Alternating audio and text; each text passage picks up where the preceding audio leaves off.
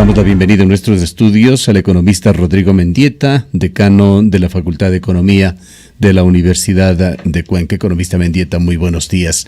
En los últimos días se ha hablado de temas económicos por medidas que necesariamente debe ir tomando el gobierno nacional, pero se han dado también situaciones, por calificarlo de alguna manera, como curiosas.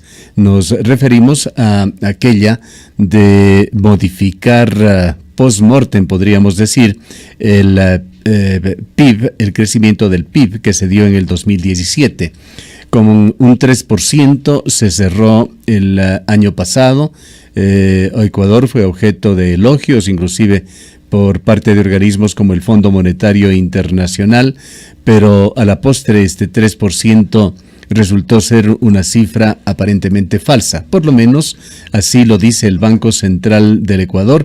El dato se ajustó a 2,4%, una caída de 0,6%, que es muchos millones de dólares menos en los cuales habría crecido la economía ecuatoriana, según el comunicado del Banco Central que se dio a conocer la semana pasada. La corrección se debería a las principales fuentes públicas y privadas que han enviado una información actualizada y completa con una mejor desagregación. ¿Es así de simple el cambiar el PIB de un país o puesto de otra manera? ¿Hay ligereza en la exposición de cifras cuando ese 3% fue tomado como un dato muy importante que sirve además como base para la futura planificación cuando se evaluó el 2017? Muy buenos días, Gustavo, muchísimas gracias por la entrevista y un saludo a quienes nos escuchan y nos observan. Realmente, como usted bien anota, al menos se puede utilizar el término que llamó la atención, esta corrección que tiene dos elementos fundamentales. Yo creo que el primero es que se haya hecho prácticamente cuando ya llevamos 7 meses del año 2018 y que recién se haya hecho una corrección de esta magnitud, que puede ser o que puede sonar, digamos, mínima si se compara el 3% versus el 2.4% del crecimiento que se proyectó o que se calculó, para el año 2017. Pero llama la atención porque si uno observa hacia adentro de estas cifras, uno ve el dato más que llama, digamos que preocupa más, y es el corregir el crecimiento de la inversión o de lo que se conoce como formación bruta de capital fijo. Y es pasar de una reducción del menos 0,5%, que es lo que estuvo para las cifras oficiales al iniciar el año 2018 con respecto al año 2017, a un crecimiento del 11,7% en este rubro, y que obviamente eso da cuenta de que están existiendo, por decir lo menos, falencias de orden técnico en el Banco Central del Ecuador, que obviamente a quienes utilizamos los datos para la toma de decisiones... Claro, es la materia prima para ustedes los economistas. Totalmente.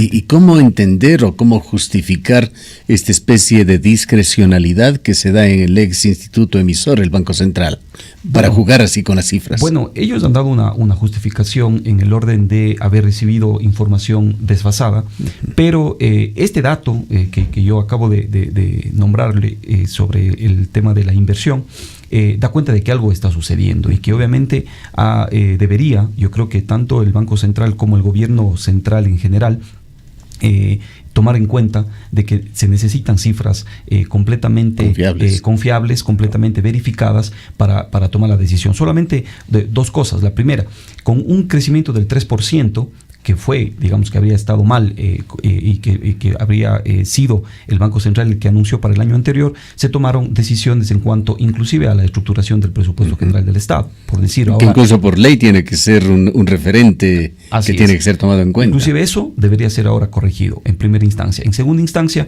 imaginémonos que ahorita el momento en el que el Ecuador está pasando por un problema de desaceleración económica, hablar de un crecimiento de la inversión de tal magnitud, y que inclusive, si es que uno revisa un poco más, también existen ciertos inconvenientes con, digamos, la adopción que se está dando de la variación de existencias. Este momento estaríamos nosotros enfrentando, digamos, problemas en cuanto a decisiones. Se preguntaría uno si es que ya existe un aumento de inversión de tal magnitud, en dónde debería invertirse o dejar de invertirse en el Ecuador, y justamente cuando estamos pasando por problemas, repito, de desaceleración económica. Entonces, por lo tanto, al menos deja muy preocupados este anuncio que hiciera el Banco Central la semana anterior. Y en cuanto a este año, no sé si podemos hablar de cifras concretas. Lo que habíamos conocido es que se aspiraba a un crecimiento interanual para el 2018 del 1,9%, cifra que era preocupante, que algunos economistas habían manifestado incluso que esta cifra dejaba en el horizonte un riesgo de una recesión en el país. Claro, en primer lugar, ya la corrección deja ver que el año 2017 no fue tal de recuperación. El Banco Central también hace una corrección para el año 2016 y que la mejora versus a la que estuvo ya publicada, lo cual quiere decir que el aumento en el año 2017 no fue tan alto como se había manifestado.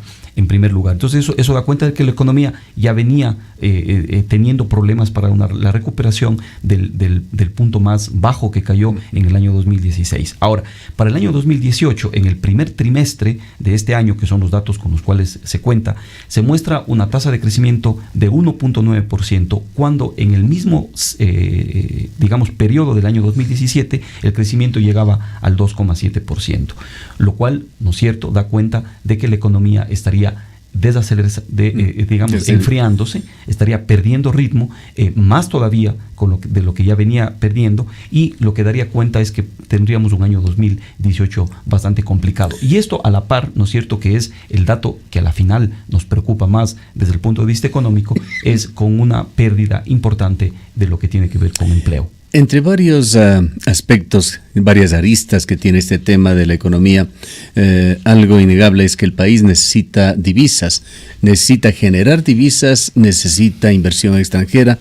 En este sentido se ha dado la palabra del presidente de la República, Lenín Moreno, quien al cerrar, por ejemplo, su gira europea tuvo un encuentro con empresarios españoles y en el mensaje intentaba brindarles la idea de que Ecuador es un país seguro para invertir, pero en la parte de seguridad jurídica Ecuador hemos analizado en algún otro diálogo en este medio de comunicación, Ecuador no es el mejor escenario. La seguridad jurídica está en entredicho por múltiples razones y ahora se suma estos devaneos con las cifras que no lo hace un economista cualquiera, que podría ser objeto de distintas lecturas, lo hace el Banco Central del Ecuador.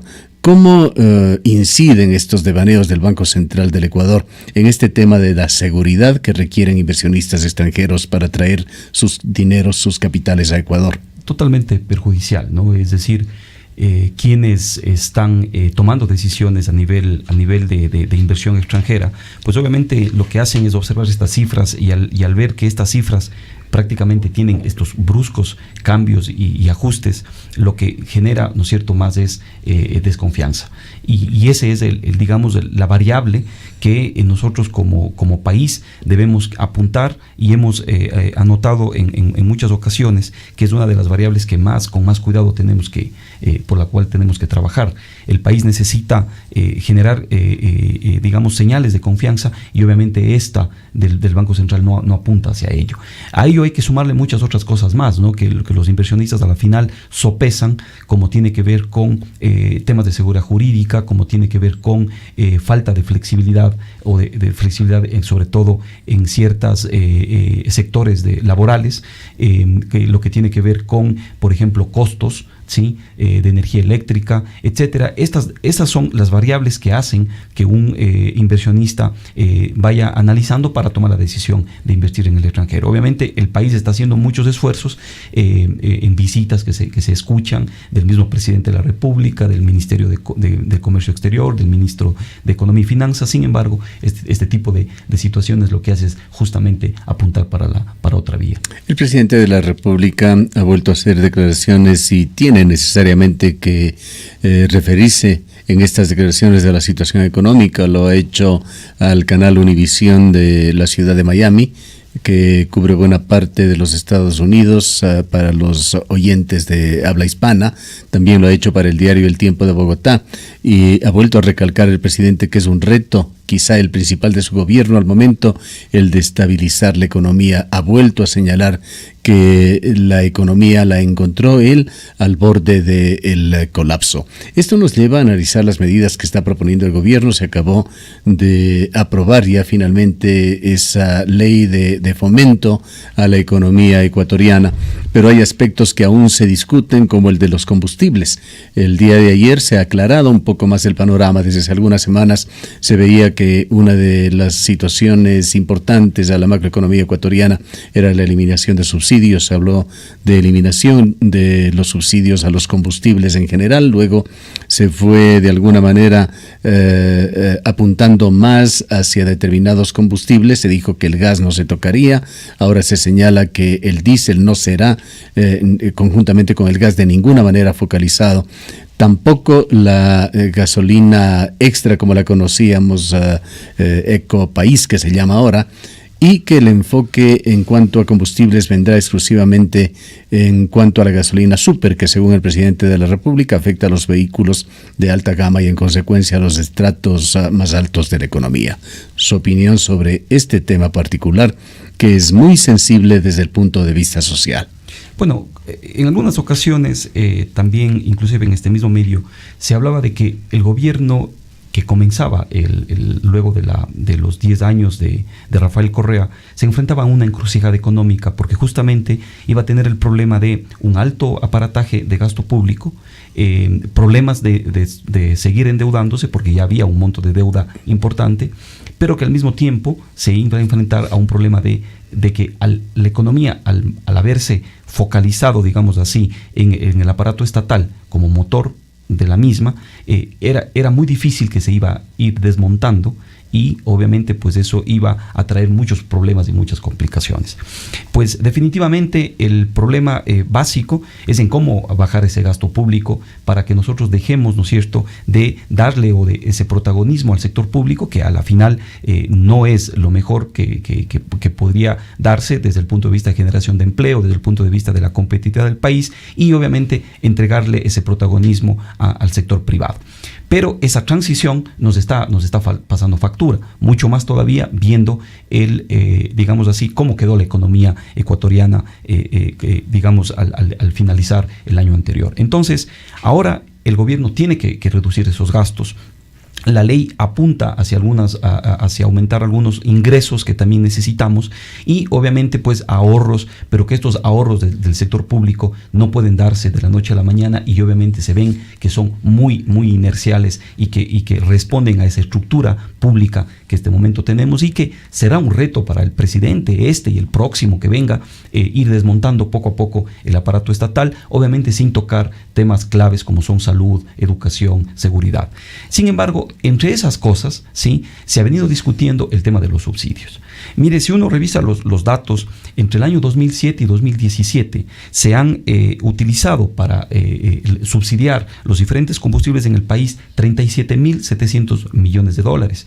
En ese mismo, ¿Entre qué año? Entre 2007 y 2017, es decir, en 10 años. En 10 años. En ese mismo periodo, los déficits fiscales, que si es que los vamos acumulando, sumarían 30.125 millones de dólares. Es decir, es una cifra importante el tema de los subsidios, porque claro, uno puede pensar y decir, por ejemplo, si uno ve al mes o si uno ve al año, si uno revisa por gasolina super, gasolina extra, puede ser que no sean tanto y que a la final no impactarían mucho en el presupuesto general del Estado. Sin embargo, si uno ve en un horizonte de tiempo más largo, este impacto pues obviamente deja ver que para el Ecuador existe una carga importante en los temas de subsidios, en primer lugar. En segundo lugar, por concepto, el tema del subsidio, hacer un subsidio plano, funciona de forma sumamente retroactiva. ¿Qué quiero decir con esto?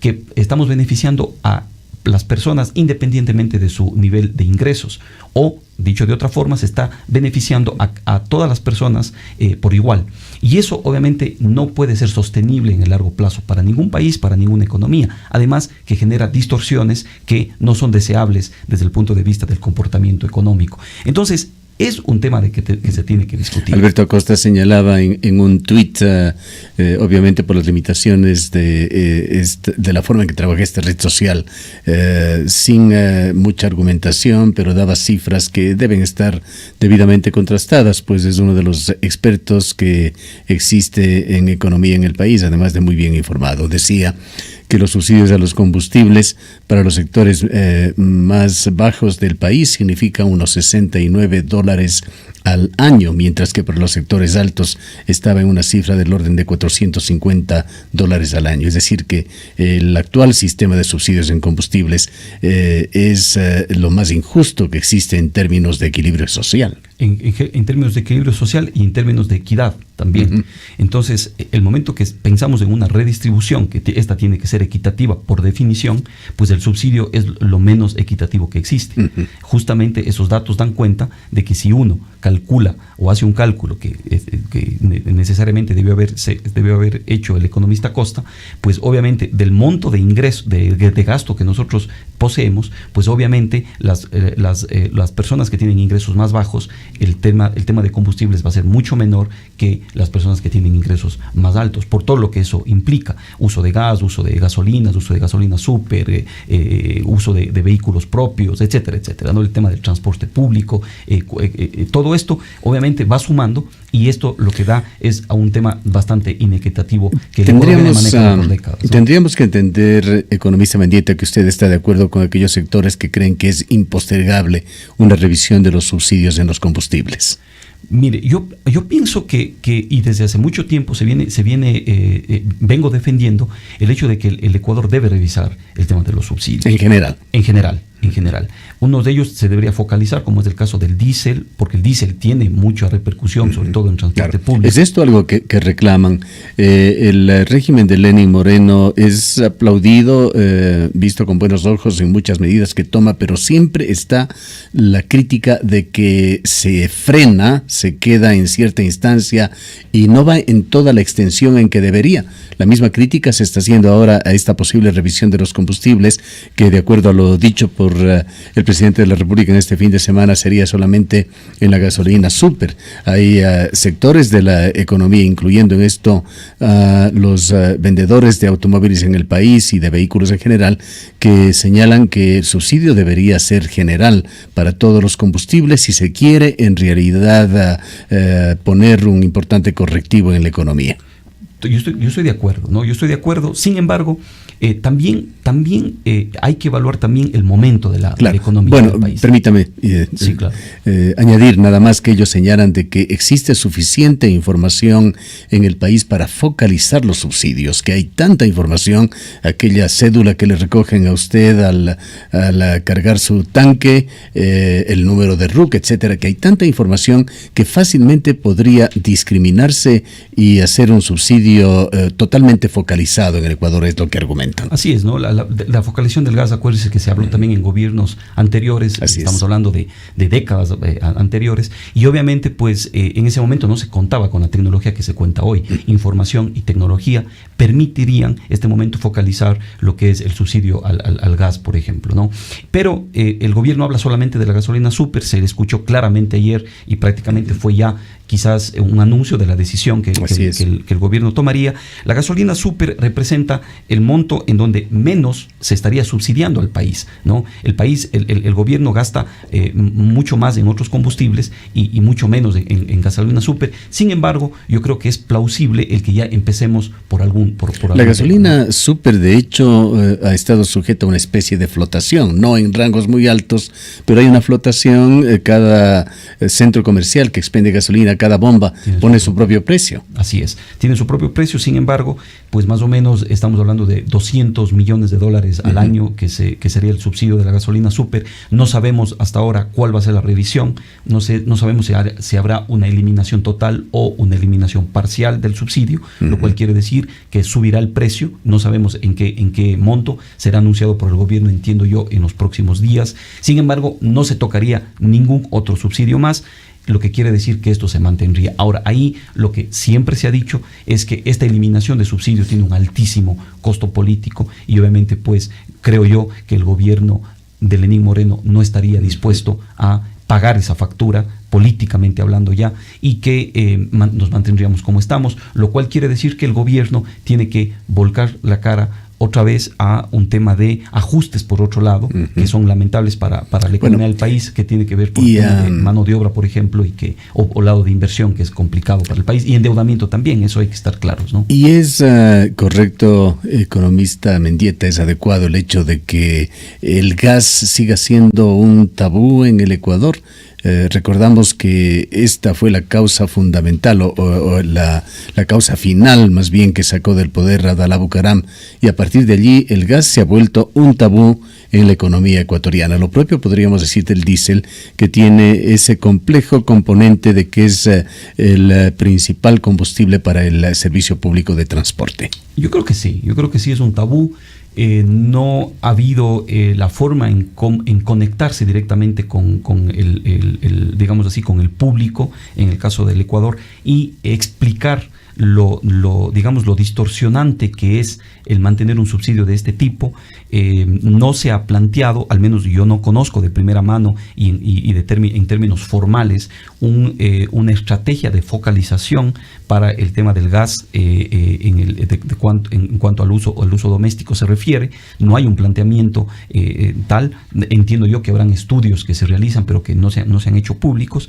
Y obviamente también yo creo que ahí viene también otra pregunta y otro planteamiento que yo me he permitido hacer en los últimos días, y es el hecho de qué vamos a hacer con ese dinero. Porque al final, si es que vamos a generar un ahorro importante para el país, ¿qué es lo que se va a hacer? Y ahí lo que sería, digamos así, un planteamiento que podría ser analizado es que, si bien es cierto, parte de este dinero va a venir a compensar las necesidades de liquidez que tiene el gobierno central, pero que también con este dinero se vaya creando un fondo, ¿sí? Un fondo tipo estabilización de petróleo que tuvimos nosotros antes del gobierno de Rafael Correa, y que obviamente nos vaya permitiendo, con un manejo adecuado, nosotros tener la suficiente capacidad de liquidez para que el gobierno pueda enfrentar problemas de recesión, problemas de caída en el precio del petróleo, problemas que pueden tener inclusive afectamientos por el tema de la naturaleza, y que obviamente no nos haga que pasemos por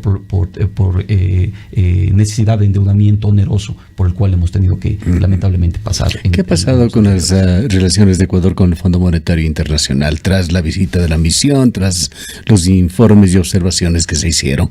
Bueno, yo creo que las relaciones están bastante mejor que antes. Entiendo yo que la evaluación que el Fondo Monetario Internacional ha hecho sobre el Ecuador también da cuenta de que por ahí se estaría preparando un camino, un terreno, como para que nosotros como país podamos acceder a líneas de crédito más blandas de las que hemos tenido que acceder en años recientes, y que esperemos también se abra, ¿no es cierto?, a una suerte de flexibilidad de parte del país, del gobierno central, del ministerio y de otros estamentos también, como la Asamblea Nacional, etcétera, que entendamos que el Ecuador necesita lamentablemente endeudarse para salir de su deuda. Es decir, ahí justamente está la paradoja de la que estamos hablando, ¿no? Es decir, no podemos en este momento desfinanciar el sector público, no puede el sector público bajar su gasto de golpe, tiene que hacerlo en forma gradual. Eso tenemos que entender. El tamaño del Estado es muy distinto al que tuvimos hace 10 años. Pero siguen las contradicciones en cuanto a esto, en cuanto al ahorro, que el presidente también en sus últimas declaraciones dice que se ha logrado mucho. En la propia presidencia de la República recién se exhibían cuadros de que ha aumentado significativamente el número de personas contratadas. No hay síntesis, no hay coherencia entre lo que se dice y se hace. Yo creo que sí, o sea, ese tipo de ahorros que son importantes a la final porque van sumando, yo creo que no se ven de parte del Estado. Es decir, hablan de ahorro porque se dejó, digamos, sin contratos de servicios profesionales a cerca de 70,000 funcionarios públicos, lo cual ahonda a problemas de desempleo, lo cual ahonda a problemas de pobreza, lo cual ahonda a esta recesión que podemos llegar a tener en la segunda mitad del año 2018, pero que obviamente no da cuenta de una voluntad, digamos así, fuerte o lo suficientemente fuerte como para que el gobierno muestre señales de que va a bajar sus niveles de gasto. Yo creo que ahí, ¿no es cierto?, te queda mucho todavía por hacer de parte del gobierno. Esperemos a ver qué es lo que sucede en los próximos meses. Sin embargo, pues tenemos claro ya que una fuente de ingresos importante, como es el tema de subsidios, este momento va a ser completamente minimizada con el tema de la gasolina súper, pero que debo yo rescatar que es un paso muy importante para que en los próximos meses, en los próximos años, se siga discutiendo el tema de los subsidios en el país. Aparte de los combustibles, ¿qué otras medidas ve usted posibles en el camino que las esté ya implementando el gobierno que puedan incidir de una manera efectiva en este objetivo de estabilizar la economía ecuatoriana? Yo creo que hay que bajar el gasto público, pero el gasto público, visto desde el punto de vista estructural, tiene que ver con entrar en alianzas con el sector privado en algunos temas, ¿no? Como es el tema, por ejemplo, de concesión de carreteras, como es el tema, por ejemplo, inclusive de algunas áreas en la salud, que puede el sector privado empezar, ¿no es cierto?, en alianza estratégica con el sector público, existe ya un marco legal para ello, empezar a operativizar. Yo creo que eso va a hacer a quitarle muchísimo peso al el gasto público del país. Y este tipo de cosas obviamente van a necesitar no solamente de inversión nacional, sino también de inversión extranjera, y ahí viene de la mano todo lo demás que necesitamos para que se genere la confianza, el escenario propicio para que esta inversión extranjera venga al país. Usted es educador, economista Mendieta, es el decano de la importante Facultad de Economía de la Universidad de Cuenca. Voy a hacerle una pregunta que quizá algún alumno le podría hacer en el aula, a usted o a cualquier profesor. Es en cuanto a la línea política del actual gobierno. Cierto es que la economía se basa en datos, en cifras, en evoluciones de las mismas, etcétera, pero la economía tiene un altísimo grado de relación con la política. De allí que vienen las definiciones de economistas ortodoxos, heterodoxos, neoliberales, etcétera. Hay mucha discusión sobre qué es el gobierno de Lenín Moreno. Acaba de decir Lenín Moreno también que el socialismo hay que dejarlo de lado, refiriéndose sobre todo a ese socialismo que intentaron llevar adelante de manera fallida, fracasada, los gobiernos denominados del socialismo del siglo XXI.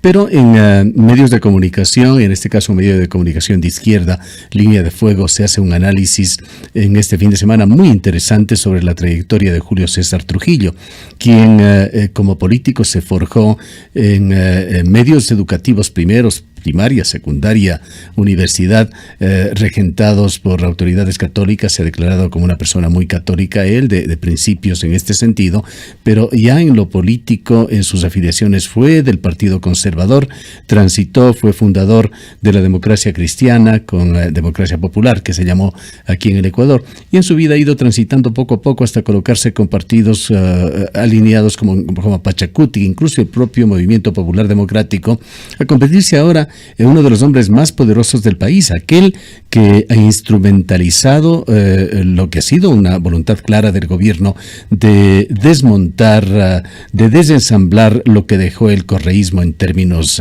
políticos. La pregunta va, juzgando a través del tratamiento de la economía ecuatoriana, de la ruta, del camino que se le intenta dar, ¿qué es Lenín Moreno en términos de política? Bueno, yo podría resumir en una palabra que es un híbrido. Es un híbrido que a veces no se entiende por cuál camino va, pero yo definitivamente diría que es mucho más pragmático que lo que fueron los 10 años anteriores en el caso ecuatoriano, y mucho más pragmático también de lo que fue el gran periodo neoliberal en nuestro país, o neoliberal o mercantilista, que es como algunos economistas también lo definen, ¿no? Entonces, en ese sentido, yo creo que yo les diría a mis alumnos que hoy por hoy los fenómenos sociales, las dinámicas sociales son mucho más complejas, y en esa complejidad yo creo que nosotros tenemos que abocarnos por una economía que sea mucho más objetiva, Este pragmatismo implica una especie de fusión, de amalgama entre pensamientos de izquierda y de derecha. Yo creo que sí. Yo creo que, mire, el hecho de etiquetarnos, el hecho de darnos nombres, digamos, de enfoques y por dónde vamos, yo creo que eso, desde el punto de vista económico, desde el punto de vista de la política económica, yo creo que ha hecho mucho daño para las economías latinoamericanas en general. Yo pienso que este momento en Latinoamérica están haciendo, hay espacio para toma de decisiones que tienen que ver mucho más, que pasan mucho más por el lado objetivo, por el lado de análisis de información, por el lado de entender cuáles son los nuevos comportamientos económicos que pasan y que rayan por temas psicológicos, por temas ambientales, por temas ecológicos, etcétera, y que los seres humanos nos vamos complejizando en este tipo de relaciones sociales que ahora estamos viviendo. Yo creo que ahí damos cabida a políticas que puedan venir de cualquier área, puedan venir del socialismo, puedan venir del liberalismo, puedan venir de una escuela austriaca en cuanto a ciertas cosas que hay que dejar que el libre mercado pues vaya solucionando, otras que hay que entrar con temas de regulación. Yo creo que hay que tener una mente más abierta, que dé cabida a un abanico muchísimo más, digamos, pues, de alternativas que vengan de donde vengan, pues simplemente yo creo que el objetivo fundamental es que vaya a solucionar los problemas. Entonces, en ese sentido, yo le veo en esa corriente, digamos así, un poco más conectado a este gobierno, pero que a la vez teme tomar ciertas decisiones, dar pasos en firme, y que obviamente eso ya pasará lamentablemente por, pronósticos políticos que tengan que hacerse ya desde ese punto de vista. Desde el punto de vista de la academia, en donde a veces nos abstraemos de estos pronósticos de tipo político, ¿no es cierto? Yo diría que yo le veo desde ese punto de vista, ¿no? Es decir, un gobierno híbrido, un gobierno de transición, un gobierno que va a esperar y no va a tomar decisiones, porque obviamente le va a dejar al próximo presidente de la República o presidenta de la República para que así lo haga, ¿no? Bien, queremos agradecerle por sus muy importantes criterios e informaciones al economista Rodrigo Mendieta. Él es decano de la Facultad de Economía de la Universidad de Cuenca.